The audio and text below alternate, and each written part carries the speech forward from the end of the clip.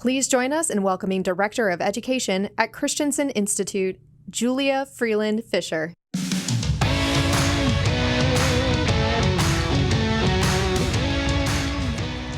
morning, everyone.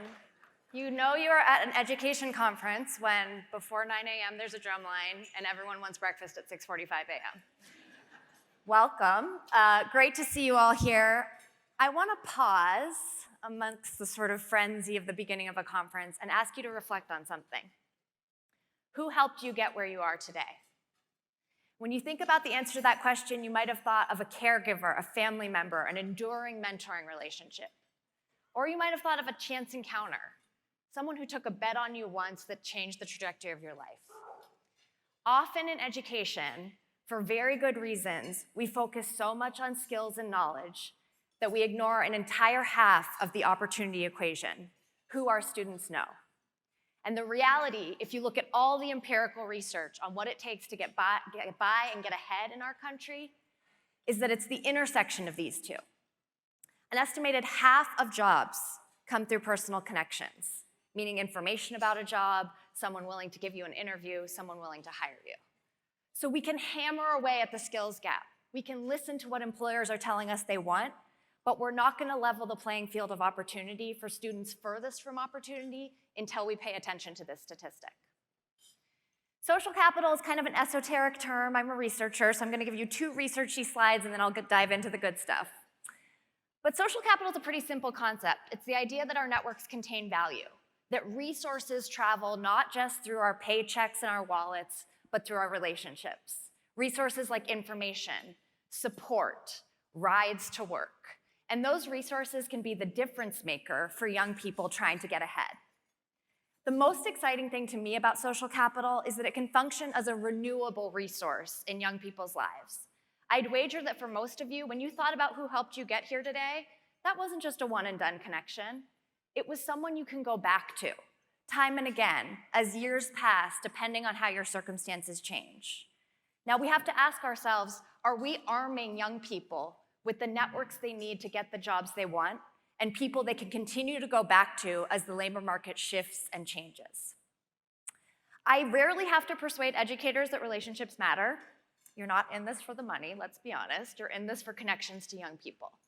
But I do have to remind people that there's actually different kinds of relationships in our lives. This is a simple mental model, but it's something that sociologists talk a lot about, the distinction between our strong ties and our weak ties.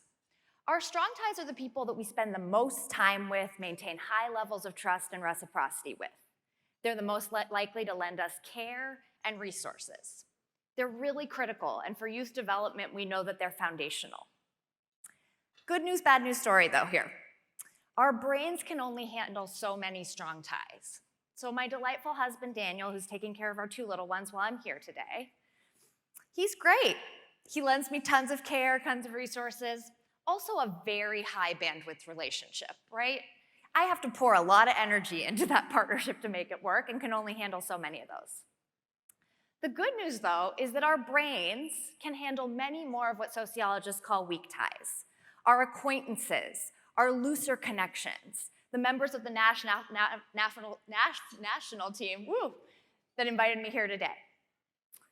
And what the research shows is that there's a hidden strength in our weak ties. Because they're more plentiful, more diverse, they hail from more networks themselves, they are actually much more likely to lend us new information and opportunities. You are far more likely to find a job through your weak tie network than your strong tie network. And I share this because as we think about career pathways models and measuring students' connections in the course of work-based learning, yes, we need to understand whether they have mentors and high-touch support, but we should also be paying close attention to the diversity of their weak tie networks because that is an ingredient to leading choice-filled lives down the line. I'm going to give you a couple trends in the research of what we know about students' access to social capital and networks. And what I will say is there is slim but troubling data that this is one of the best hidden assets in the opportunity equation that is not distributed equally in our country. First off, students whose parents have a bachelor's degree or more are more than twice as likely to know lawyers, CEOs, congresspeople. Whether you want to know a congressperson in 2023 is a totally different conversation. But this spells inherited access to very different opportunities for our students, depending not on their skills, but on their parents' education level. In addition, we know that young people from the bottom SES quartile are far less likely to report myriad non-family adults in their lives. In other words, kinship and care networks actually look quite equal, but then we see a divergence. We also know from more recent research on economic mobility from Raj Chetty and his colleagues at Opportunity Insights that cross-class connections are one of the leading predictors of economic mobility, meaning if young people growing up in low SES households know young people growing up in high SES households, that is a change maker, even more than their school quality. What we know, though, also is that the geography of those opportunities looks very different depending on residential, racial, and socioeconomic integration in our schools and neighborhoods. And finally, I talk about this work a lot in K-12 because I think we have a moral obligation to start early to ensure that young people are meeting many different types of people early on that can allow them to imagine future possible selves. But often I hear people say, well, college is for networking. Guess what? Students are leaving college deeply not confident in their ability to network and build social capital. So this is a huge issue. The good news, though, I will not just be the researcher that tells you everything is terrible and then leaves the stage. The good news is that there's really promising designs starting to emerge, and that frameworks like the work-based learning framework you just heard about from NAF can help us start to collect data on how equitably and effectively we are building student social capital. What are some of those approaches? Well, one is ensuring that young people in work-based learning have access to webs of support, not just a single mentor, not just one caring adult, but different people they can turn to at different junctures of their journey. This is a chart of This Way Onward, Old Navy's program for first-time associates, young associates, where they ensure that every first-time associate has a big sib or a near peer who's close in age and experience to them and works for the company, a job coach from a local nonprofit, and a supervisor. We're not putting all our eggs into one single strong tie and hoping that student will get by and get ahead vis-a-vis that tie, but ensuring that they have a web of support that is interconnected around them.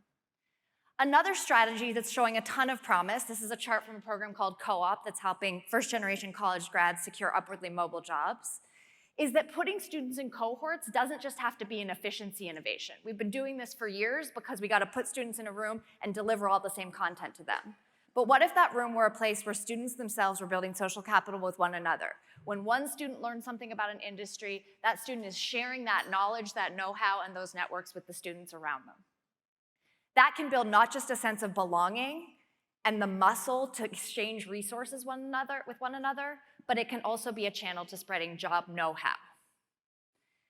Technology, good news, bad news story, right? No one wants to return to Thanksgiving on Zoom circa 2020. We know that technology is a poor surrogate for our strong tie relationships, but it actually offers an enormously competitive advantage when it comes to diversifying students' weak tie relationships. Districts like Cajon Valley are using tools like Pathful to port industry experts into classrooms so that students are getting many, many reps talking to experts from around the world about their jobs, about their careers, and about how they got there. And finally, this is probably what I'm most excited about just as a wonky researcher. We are sitting on reams of social capital among our alumni networks that often go untapped.